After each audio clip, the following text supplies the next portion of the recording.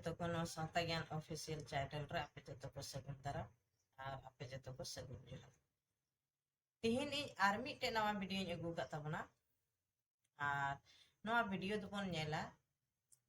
कि नवा कर्मा परब जहां बन मनावदा नवा दो आबोरेन पूर्वज को मनाव लहा लेदा से दिकु पुसी को मनाव लहा लेदा तो नवा बखरा तिगी नवा वीडियो इन कटिक मछाई अगु का तब तो दला वीडियो बन नेल लगी तो नौका बाडायो कना जे सेदाय रे आबोरेन पूर्वज को दो अडिगी उनका रेंगे को ताहे कना से नवा रेंगे जलाते दिकु पुसी ठन को कमी असुलो काम थे आ से को कमिया को खटा काम थे ना तो उनका लेकर गे उनको ओंडे को नवा परब दिकु पुसी ठन को नेल किदा मेनते नवा कर्मा परब को मनावदा और ओना को नेल कते उनको आबोरेन पूर्वज दो दिकु को कुली के कुआ जे नवा परब दो ची परब कान तपे तो उन रे उनको दिकु पुसी को तो को लय को आबोरेन पूर्वज को नवा दो कर्मा परब कना और नवा परब दो अडिगी धर्मान परब कना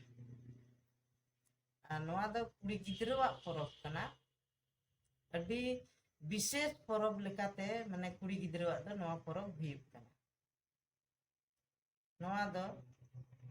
कुड़ी गिद्रा मिटन बन मेता खाय खास परब कना ओनाते नवा परब दो हुयुग कना आर जुदी आपे पे मेना बोले नवा परब मना तो आपे हो आपे रेन कुड़ी गिद्रा को नवा कराम परब पे मनाव चो दाड़े को पूजा दाड़े गया तो उनका लेकर गे आबोरेन पूर्वज दो नुकु दिकु पुसी ठेन खय को चिक किदा और दिकु पुसीवा लय लेका तेगे आबोरेन पूर्वज दो नवा कराम पूजा दो को एहब लेदा और को एहब अका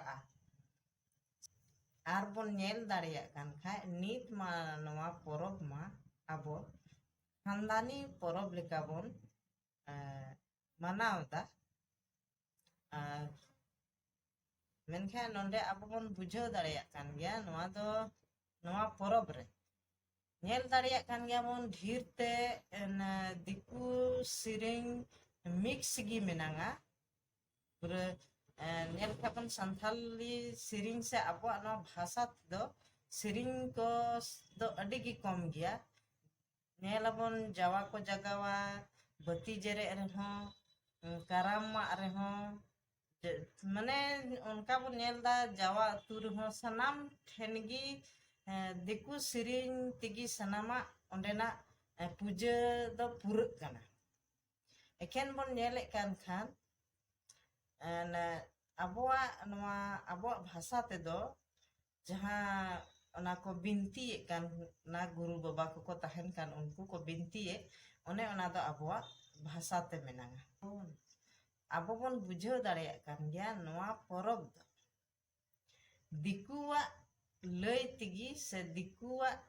नेल तिगी बोन मनाव एहब ओना खय बुझाग कान गया नवा दो दिकु गी को मनाव लहाव कदा आबो दो